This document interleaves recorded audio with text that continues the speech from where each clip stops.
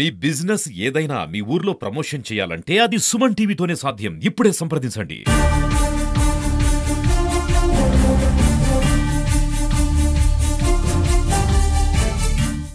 July 9 దేశవ్యాప్త సమ్మెకు అఖిలపక్షం ఆధ్వర్యంలో కడప నగరంలో భారీ ర్యాలీ నిర్వహిస్తున్నారు. అసలు ఈ ర్యాలీ ఎందుకు నిర్వహిస్తున్నారో వాళ్ళని అడిగి తెలుసుకున్నాం. అన్నా చెప్పండి, అసలు ఇంత భారీ ర్యాలీ ఎందుకు నిర్వహిస్తున్నాం? ఈ రోజు భారతదేశంలో 1920 నుంచి 2019 వరకు కార్మికులు చేసినటువంటి అనేక వీరోచితమైనటువంటి త్యాగంతో చేసినటువంటి పోరాటాల ఫలితంగా కేంద్ర ప్రభుత్వము 29 కార్మిక రక్షణ చట్టాలు, వేతన చట్టాలు, సంక్షేమ చట్టాలు, ఆరోగ్య చట్టాలు అన్ని కూడా నరేంద్ర మోడీ దాఖలు చేసిన కారణంగా ఈ సమ్మె చేయాల్సి వస్తా ఉంది. అలాగే ఈ రోజు భారతదేశంలో ఉన్న ప్రభుత్వ రంగ సంస్థలన్నిటి కూడా ప్రైవేటీకరించి ఈ రోజు ఉన్న ఉద్యోగాలను ఊరగొడుతున్నందుకు ఈ సమ్మె చేయాల్సి వచ్చింది.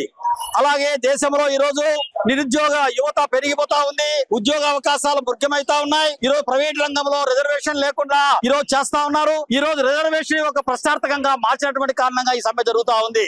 అలాగే ఈ రోజు దేశంలో నరేంద్ర మోడీ బీజేపీ ప్రభుత్వం 2014 నుండి ఈ 2024 ఏప్రిల్లో 18వ సార్వత్రిక ఎన్నికల వరకు 3 దఫాలు ఎన్నికల్లో గెలిచి అధికారంలో ఉన్నాడు 11 ఏళ్లుగా. ఈ 11 ఏళ్లలో ఆయన చేసింది ఏంటంటే దేశంలో ఉన్నటువంటి ప్రజల మధ్య కులోన్మాదాన్ని, మతోన్మాదాన్ని పెంచి పోషించి ప్రజలను ఐక్యం లేకుండా చేశాడు. ఈ రోజు పెట్టుబడిదారులకు, కార్పొరేట్లకు, అలాగే టోనీ క్యాపిటలిస్టులకు దేశంలో ఉన్నటువంటి ప్రజల యొక్క, కార్మికుల యొక్క శ్రమశక్తిని దోచిపెడతా ఉన్నాడు. మీరు చెప్పండి, ఈ జూలై 9న భారీ ఎత్తున సమ్మె కూడా చేస్తామంటున్నారు. అసలు ఏంటి, ఎలాంటి ప్రజలు నిరుద్యోగులు అంటున్నారు, ఎలాంటి పనులు చేపట్టారు కుటుంబం? 11 సంవత్సరాల మోడీ పాలనలో ఎన్నికల వాగ్దానాలలో నల్లధనం వెలికితీత, ఏడాదికి 2 కోట్ల ఉద్యోగాలు, జాతీయ ఆదాయం పెంపు, ప్రభుత్వ రంగ సంస్థల పరిరక్షణ, నిత్యావసర వస్తువుల ధరల స్థిరీకరణ లాంటి వాగ్దానాలలో ఒక్కటంటే ఒక్కటి కూడా అమలు చేసిన దాఖలాలు లేవు. ప్రభుత్వం ఇవాళ కార్నర్ అవుతా ఉంది. ప్రజలు, ప్రజా సంఘాలు, ప్రధానంగా సంపద సృష్టిలో భాగస్వామ్యమైనటువంటి శ్రమజీవులు ఎవరైతే ఉన్నారో వాళ్ళ హక్కుల కోసం ఇవాళ వీధి ఎక్కి పోరాటం చేయాల్సినటువంటి దౌర్భాగ్య స్థితి. కారణం ఏమంటే కార్మిక సంఘాలు, కార్మిక వర్గం ఇవాళ వాళ్ళ కనీస వేతన చట్టాన్ని అమలు చేయాలని చెప్పి అడుగుతా ఉన్నారు. ఉద్యోగ భద్రత కల్పించాలని చెప్పి చెబుతా ఉన్నారు. పని గంటలు అమలు చేయాలని చెప్పి చెప్తా ఉన్నారు. సంక్షేమం చూడాలని చెప్పి అడుగుతా ఉన్నారు. కానీ ప్రభుత్వం, మోడీ ప్రభుత్వం వచ్చిన తర్వాత ఇవన్నీ పూర్తిగా పక్కన పెట్టి కార్మిక సంఘాలు పోరాడి సాధించుకున్నటువంటి ఆ చట్టాలను సమూలంగా మార్పులు చేసి కార్పొరేట్ కంపెనీలు, పరిశ్రమల యజమానులు దోపిడీ చేయడానికి కావలసినటువంటి చట్టాలను తీసుకొచ్చాడు. ఇంకోవైపు 160 నుంచి 70% జీవించేటటువంటి గ్రామీణ ప్రాంతాల్లో ఉన్న వ్యవసాయ రంగాన్ని కాపాడాలి, రైతులకు పంటల గిట్టుబాటు ధర కల్పించాలి, కనీస మద్దతుకు చట్టబద్ధత కల్పించాలని చెప్పి ఒకవైపు డిమాండ్ చేస్తా ఉంటే వ్యవసాయ రంగాన్ని పూర్తిగా కార్పొరేట్ కంపెనీలు కట్టబెట్టడానికి 3 సాగు చట్టాలు తెచ్చాడు. ఇంకోవైపు జాతీయ గ్రామీణ ఉపాధి హామీ చట్టాన్ని నిర్వీర్యం చేయడానికి నిరంతర ప్రయత్నం సాగిస్తా ఉన్నాడు. దేశంలో నిరుద్యోగం పెరిగిపోతా ఉంది, ఆకలి చావులు పెరుగుతా ఉన్నాయి, రైతు ఆత్మహత్యలు పెరుగుతా ఉన్నాయి, ఉన్నవాడికి లేనివాడికి అంతరం పెరుగుతా ఉంది. పరిష్కారం చేయాల్సినటువంటి పాలక ప్రభుత్వం, మోడీ ప్రభుత్వం ప్రజలు, ప్రజా సమస్యలు ఎప్పుడైతే పెద్ద ఎత్తున ఉద్యమాలు మొదలవుతాయో, ఉద్యమాలు మొదలైన ప్రతి సందర్భంలో, ఏదైనా రాష్ట్రాలలో ఎన్నికలు జరిగిన ప్రతి సందర్భంలో కులం పేరుతో, మతం పేరుతో, ప్రాంతం పేరుతో, భావం పేరుతో, భాష పేరుతో తినే తిండి పైన, కట్టుకునే బట్ట పైన ఆంక్షలు విధించి తద్వారా ప్రజల మధ్య వైషమ్యాలను రెచ్చగొట్టి రాజకీయ లబ్ధి పొందాలనేటువంటి కుట్రలు, కుతంత్రాలు ఒకవైపు, బీజేపీ విధానాలను, మోడీ విధానాలను ప్రశ్నించేటువంటి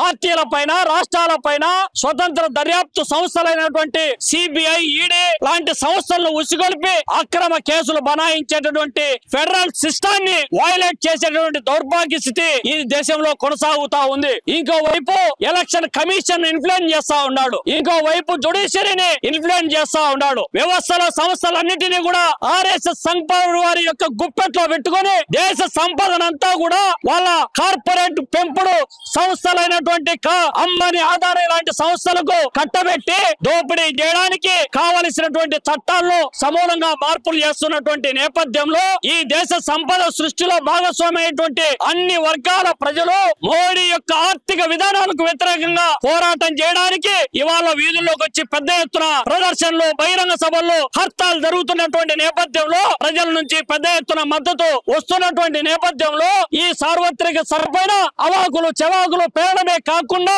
సమ్మెను భగ్నం చేయడానికి ఎన్ని మార్గాలు ఉన్నాయో అన్ని మార్గాలను అన్వేషించేటువంటి అప్రకటిత ఎమర్జెన్సీని అమలు చేస్తున్నటువంటి మోడీ విధానాలను అడ్డుకోవాల్సినటువంటి రాష్ట్రంలో ఉన్న పాలక వర్గం డబల్ ఇంజన్ సర్కార్ అని చెప్పేటటువంటి చంద్రబాబు నాయుడు లాంటి వాళ్ళు ఇవాళ T4 అనేటువంటి ప్రజలను మభ్యపెట్టేటువంటి ఒక సర్వే చేపట్టి ఇంకోవైపు సంపద సృష్టిలో భాగస్వామ్యమైనటువంటి వాళ్ళు, సంపదను సృష్టించే వాళ్ళు కార్పొరేట్ కంపెనీలు అని చెప్పి మాట్లాడేటువంటి దౌర్భాగ్య స్థితి నెలకొంటున్నటువంటి నేపథ్యంలో ఈ పాలక వర్గాలు ఈ కార్పొరేట్ కంపెనీలకు ఒత్తాసు వెలుగుతా ఉన్నాయి తప్ప నిజంగా శ్రమజీవుల యొక్క పక్షాన నిలబడట్లేదు అనేటువంటి విషయాన్ని గుర్తు చేస్తూ రానున్నటువంటి రోజులలో శ్రమజీవులంతా ఐక్యంగా పోరాడి పాలక ప్రభుత్వాలకు రాజకీయ సమాధికి పునాది రాయి వేయాలని చెప్పి ఈ సందర్భంగా విజ్ఞప్తి చేస్తా ఉన్నాం. కేంద్రంలో ఉన్నటువంటి బీజేపీ ప్రభుత్వం, రాష్ట్రంలో ఉన్నటువంటి కూటమి ప్రభుత్వం రెండూ కలిపి కార్మిక వ్యతిరేక విధానాలు అవలంబించడంలో కీలక పాత్ర పోషిస్తా ఉన్నాయి.